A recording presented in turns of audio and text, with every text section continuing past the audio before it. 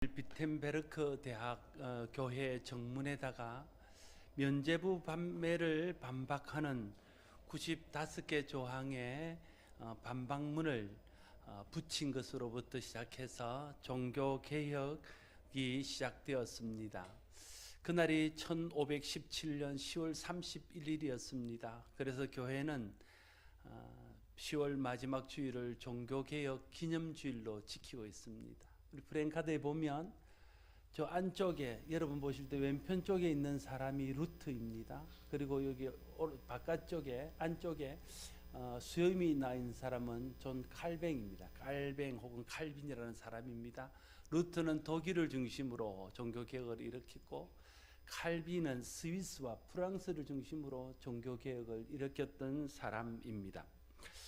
기독교는 종교개혁의 정신을 이어받아서 개혁하는 종교입니다. 끊임없이 자기를 살피고 자기의 신앙을 새롭게 하고 자기의 삶을 새롭게 하는 종교가 개혁 정신을 이어받은 기독교입니다.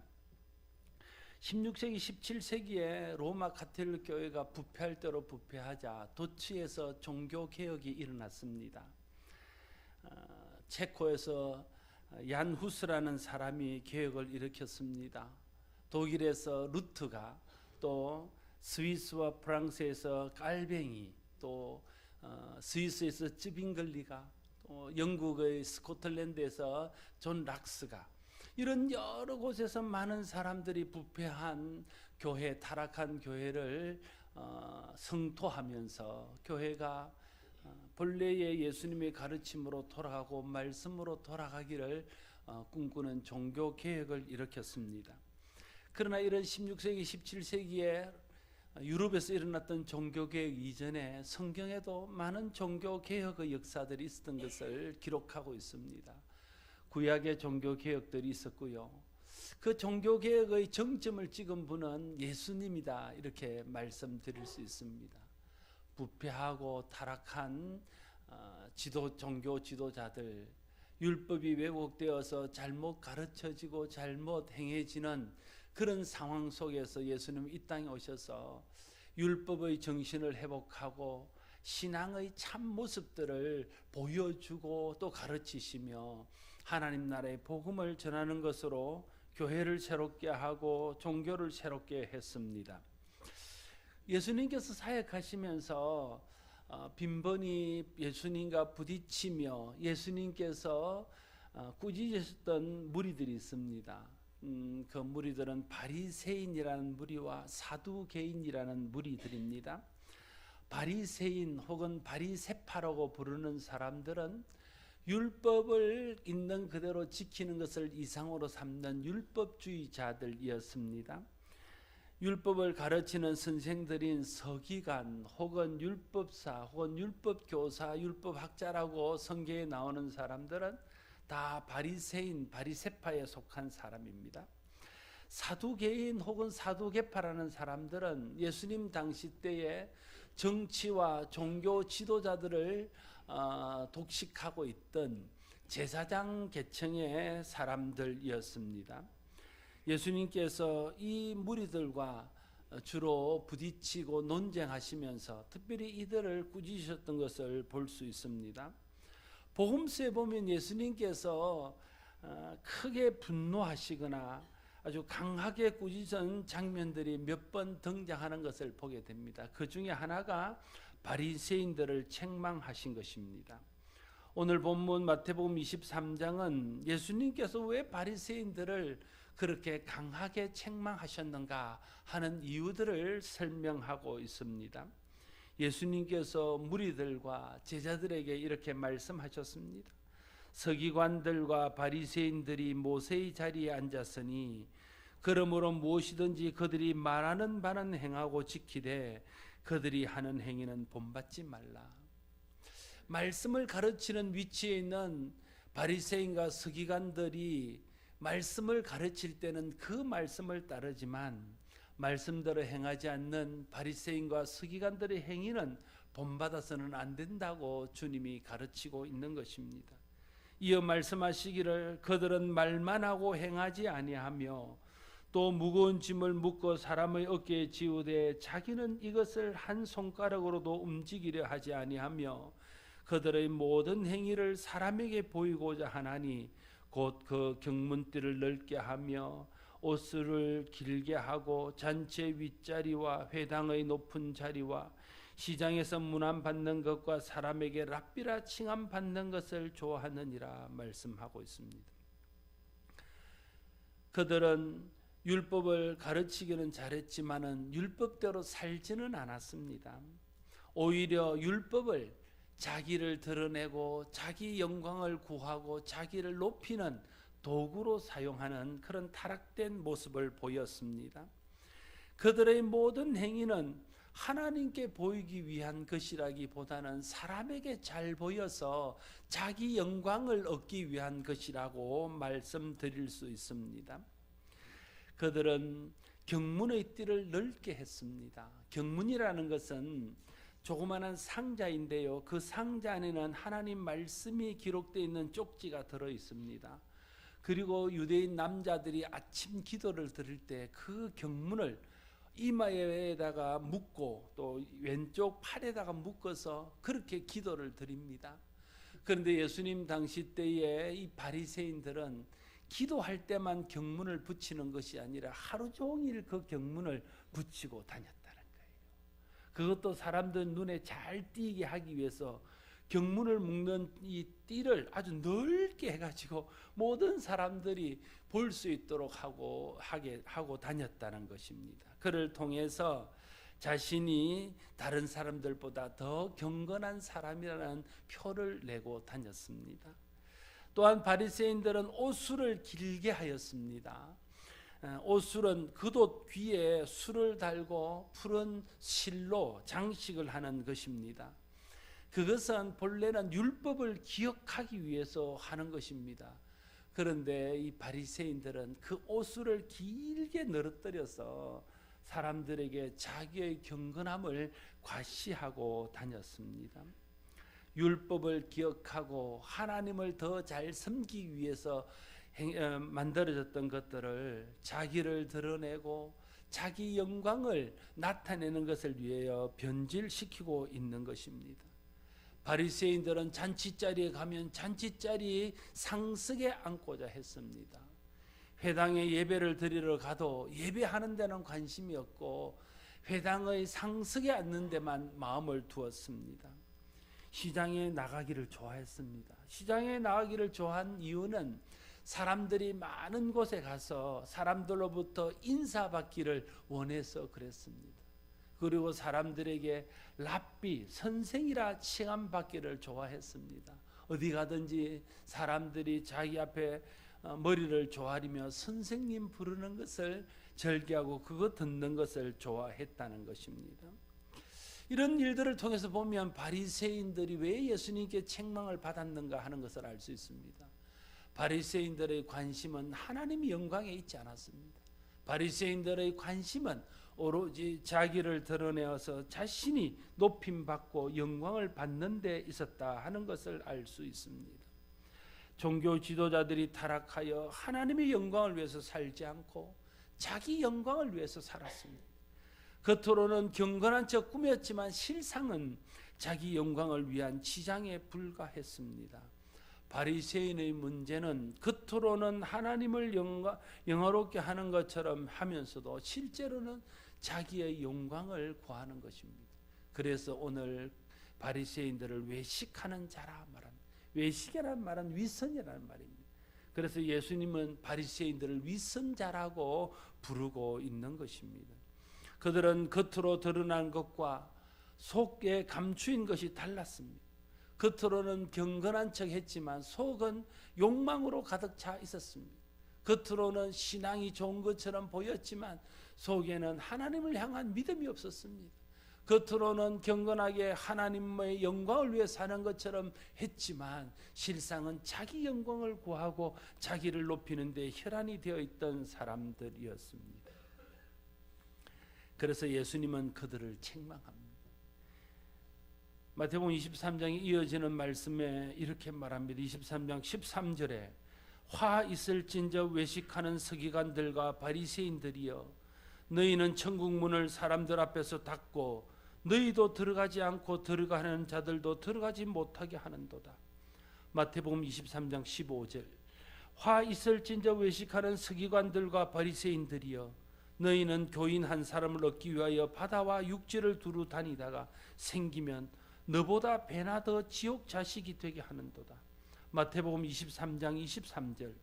화 있을진저 외식하는 서기관들과 바리새인들이여, 너희가 박하와 회향과 근처의 11조는 들이되 율법의 더 중요한 바 정의와 긍휼과 믿음은 버렸도다. 그러나 이것도 행하고 저것도 버리지 말아야 할지니라. 마태복음 23장 25절. 화 있을진저 외식하는 서기관들과 바리새인들이여, 장과 대접의 겉은 깨끗이 하되 그 안에는 탐욕과 방탕으로 가득하게 하는도다. 마태복음 23장 27절. 화 있을진저 외식하는 서기관들과 바리새인들이여, 회칠한 무덤 같으니 겉으로는 아름답게 보이나 그 안에는 죽은 사람의 뼈와 모든 더러운 것이 가득하도다. 예수님께서는 이런 문제들로 인해서 바리새인들이 화를 불러오게 될 것이라고 경고하고 있는 것입니다. 더 나아가서 예수님은 바리새인들을 향하여 독사의 자식들이라고 혹독하게 책망하셨습니다. 겉으로는 경건한 하나님의 자녀, 하나님의 백성인 것처럼 보였지만 실상은 그 속에는 악독이 가득한 독사의 자식들이었다는 겁니다. 그것이 예수님이 바리새인들을 보던 눈이었습니다. 오늘도 신앙의 이름으로 자기의 영광을 구하고 겉으로는 경건한 척하면서 실상은 자기를 높이는 일에 관심이 쏠려 있는 사람은 오늘의 바리새인입니다. 예수님께서 화가 있을 것이라고 책망하신 바리새인입니다. 독사의 자식이라고 책망한 바로 그 바리새인입니다. 한국 교회의 문제, 특별히 한국 교회 지도자들, 목사나 장로님과 같은 지도자들의 문제는 한국교회 지도자들이 바리새인화 되어 간다는 것입니다. 겉으로는 경건하고 하나님의 영광을 위하는 것 하면서도 실상은 자기 영광을 구하고 자기 이름 내는 일에 열중하는 모습들을 우리가 볼 수 있습니다. 한국교회가, 특별히 한국교회 지도자들이 이런 바리새인의 위선, 자기 영광, 자기 이름을 내는 일에서부터 속히 벗어나야 합니다. 자기 영광을 구하고 자기 이름을 드러내는 육신의 욕망을 벗어나야 됩니다. 그렇지 않으면 한국교회가, 한국교회 지도자들이 예수님의 책망을 피할 수 없습니다. 우리가 형식주의 위신에 빠지지 않도록 각자가 늘 조심해야 됩니다. 사람에게 보이기 위한 신앙이 아니라 하나님께 보이기 위한 신앙을 해야 됩니다. 자기 영광의 마음을 빼앗기지 않도록 부단히 자기를 부인하고 하나님의 영광을 구해야 됩니다. 그게 오늘 한국교회가 종교개혁 500주년을 맞으면서 해야 될 개혁의 과제입니다. 또한 예수님께서는 바리새인과 함께 사두개인들을 크게 책망하셨습니다. 말씀 들었듯이 사두개인은 제사장들입니다. 성전을 관리하고 성전 제사를 주관하는 사람들입니다.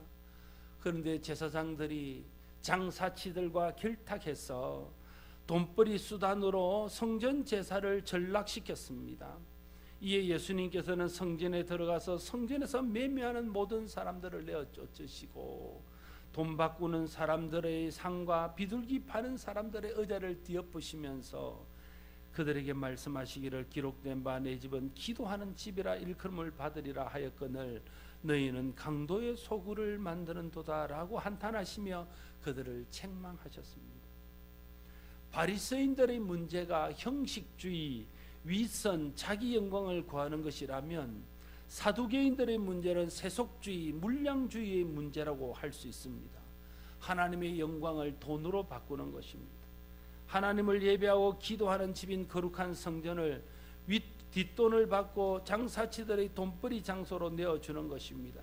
거룩한 성전을 탐심과 욕망으로 가득 찬 강도의 소굴로 만든 것입니다.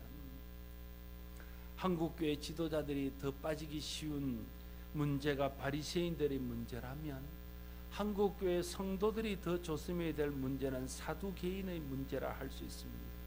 세속주의, 물량주의, 금전만능주의의 마음을 빼앗기는 것입니다. 돈이 하나님 자리를 대신하는 것입니다. 돈이 신앙의 목적이 되는 것입니다. 돈과 신앙을 바꾸는 것입니다. 그래서 거룩함도 잃어버리는 것입니다. 주님은 돈과 하나님을 겸하여 섬길 수 없다고 말씀하셨습니다. 한국교회가 세속주의, 물량주의, 금전만능주의를 극복해야 됩니다. 우리 한 사람 한 사람이 세속주의, 물량주의, 금전만능주의에서 벗어나야 됩니다. 돈이면 다인 것처럼, 돈이 최고인 것처럼 돈을 따라가서는 안 됩니다. 하나님이 최고요. 하나님을 따라야 됩니다. 그래야 교회도 성도도 소망이 있습니다. 세상에 거룩한 영향력을 행사할 수 있습니다. 능력 있는 교회, 능력 있는 성도가 될 수 있습니다. 예수님 시대의 신앙의 문제는 바리새인들과 사두개인의 타락의 문제였습니다. 500년 전 루트가 종교개혁을 일으키던 시대의 문제는 종교 지도자들이 바리새인화되고 성도들이 사두개인화되면서 교회가 타락한 것이었습니다. 교회의 말씀은 사라지고 온갖 형식적인 종교 행위만 난무했습니다. 말씀에 대한 순종의 삶은 없고 화려한 의식만 남았습니다. 교회 지도자들이 주교의 자리를 돈을 주고 샀습니다. 그것을 성직매매라고 부릅니다. 그렇게 성직매매를 위한 자금을 마련하기 위해서 면죄부를 팔았습니다. 사람들을 에게 거짓으로 말합니다. 너희가 예수 믿지 않고 죽은 부모들, 형제들 혹은 연옥에 있는 가족들이 너희가 면죄부를 사줌으로 죄를 사함받고 천국에 갈 수 있다고 이야기했습니다. 그들은 말하기를 너희가 면죄부를 사서 그 돈을 돈깨에 넣어서 그 동전의 소리가 쩔렁하고 나는 순간에 너희의 가족들이 연옥에서 천국으로 옮겨진다고 그렇게 말했습니다. 그래서 루터를 비롯한 종교개혁자들이 부패하고 타락한 교회 지도자를 책망하면서 성경의 가르침은 복음으로 돌아가자고 외친 것이 종교개혁이었습니다. 형식적이고 윗선적인 신앙에서 벗어나서 오직 믿음, 오직 은혜를 가르치는 성경으로 돌아가자는 운동이 종교개혁이었습니다. 세속주의, 물량주의, 금전만능주의에서 벗어나 거룩한 교회를 회복하자는 운동이 종교개혁이었습니다. 목숨을 건 종교개혁자들의 노력으로 이 운동이 결실을 맺어서 생겨난 것이 오늘날 교회 개신교입니다. 그리고 500년이 지났습니다. 한국교회 안팎에서는 다시 종교개혁이 일어나야 된다는 소리가 더 높습니다. 왜 그렇습니까? 한국교회가 2000년 예수님 당시 그랬던 것처럼 500년 전 종교개혁이 일어날 때 그랬던 것처럼 다시 바리새인화되고 다시 사두개인화 되었기 때문입니다. 종교개혁은 신앙의 본질로 돌아가는 것, 신앙의 본질을 회복하는 것입니다. 신앙의 본질은 무엇입니까?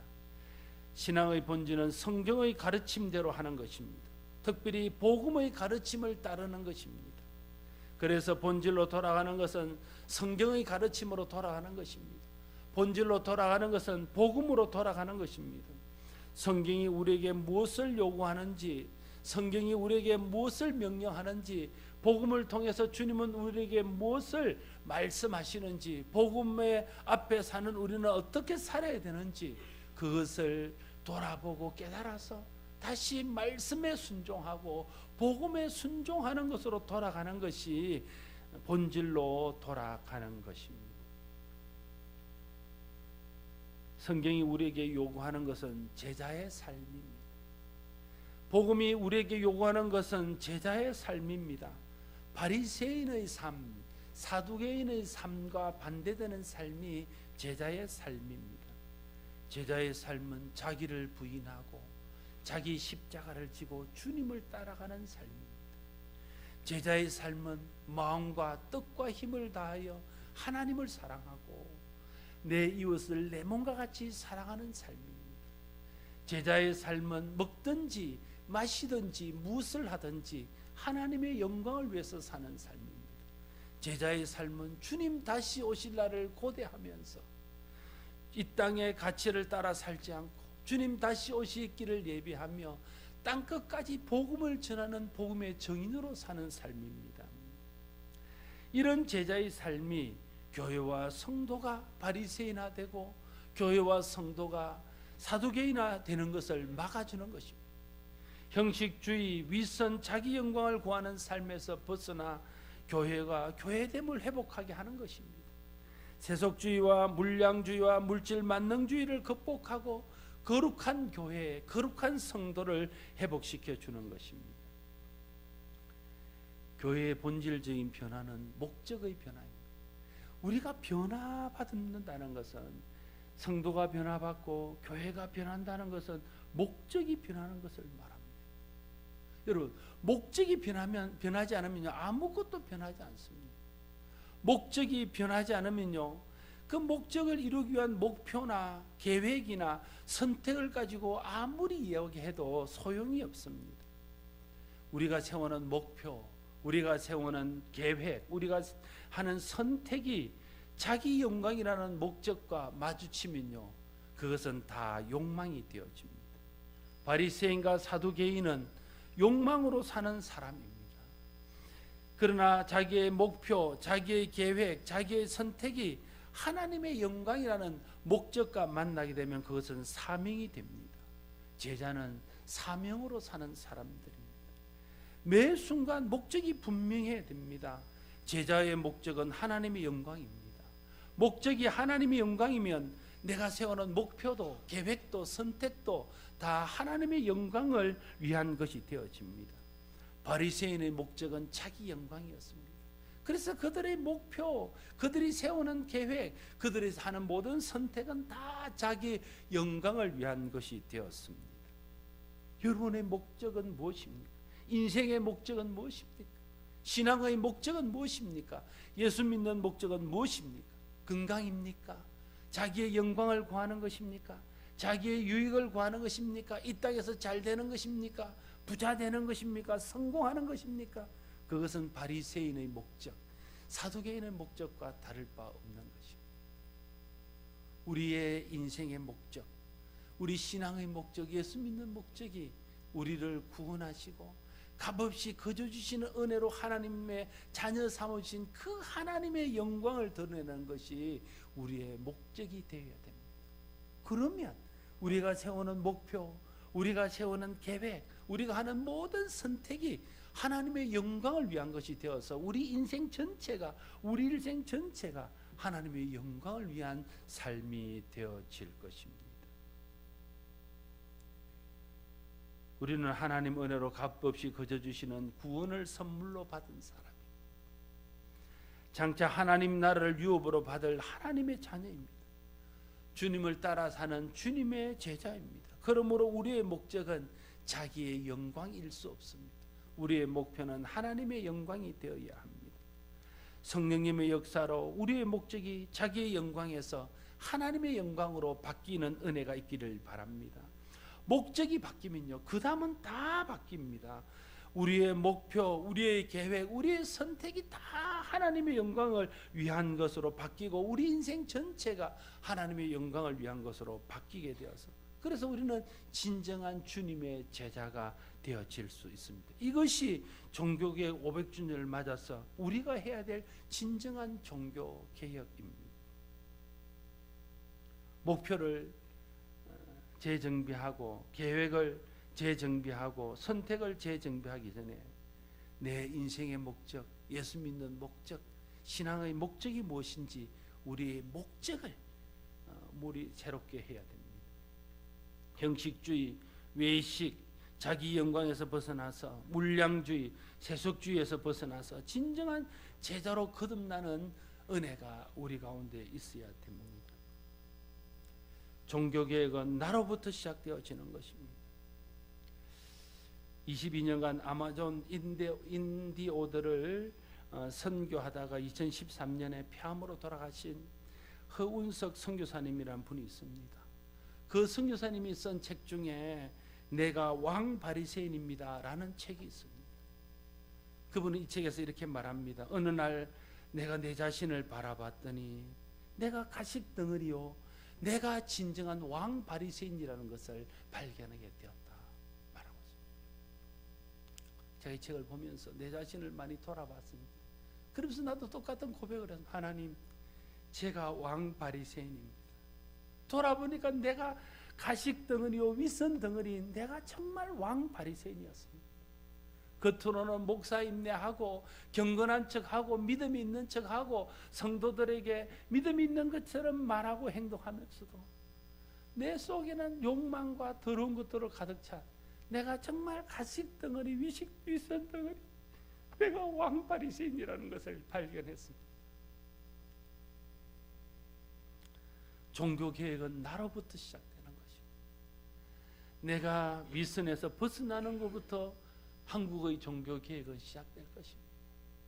내가 물량주에서 벗어나는 것부터 우리의 종교개혁은 시작되어져야 합니다. 내가 내 인생의 목적, 예수 믿는 목적을 나의 영광에서 하나님의 영광으로 옮기는 것으로부터 종교개혁은 시작되어져야 됩니다. 그렇게 나로부터 시작된 종교개혁이 나를 통해서 하나님의 영광을 드러내고 한 사람 한 사람이 모인 교회를 통해서 하나님의 영광을 드러내게 될 때에 세상에 하나님 나라를 확장시키고 하나님 영광을 가득 차게 하는 진정한 종교개혁이 일어나게 되어질 것입니다. 종교개혁 500주년을 맞으면서 나는 바리새인화 되어 있지 않는지, 나는 사두개인화 되어 있지 않는지 다시 한번 돌아보고 내 인생의 목적을 새롭게 하고 제자로서의 삶을 새롭게 해서 우리가 새롭게 됨으로 교회를 새롭게 하고 나라를 새롭게 하고 열방을 새롭게 하는 진정한 종교개혁의 주역들이 저와 여러분 모두가 될 수 있기를 바랍니다. 기도하겠습니다. 하나님 아버지, 예수님 시대의 문제는 형식과 외식과 물질주의와 세속주의에 빠진 바리새인들과 사두개인의 문제였습니다.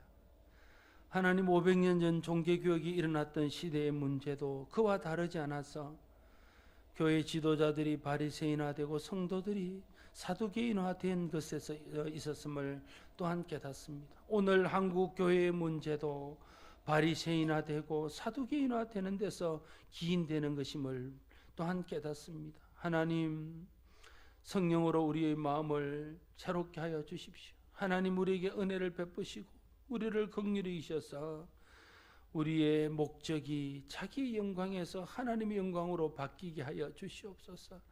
그래서 사두개인화되고 바리새인화된 데서 벗어나서 제자가 되게 하시고 나로부터 변하여 하나님의 영광을 위해서 살아가므로 우리 모두가 변하여 하나님의 영광을 위한 교회, 하나님의 영광을 위한 민족이 될 수 있도록 주님 축복하여 주시옵소서.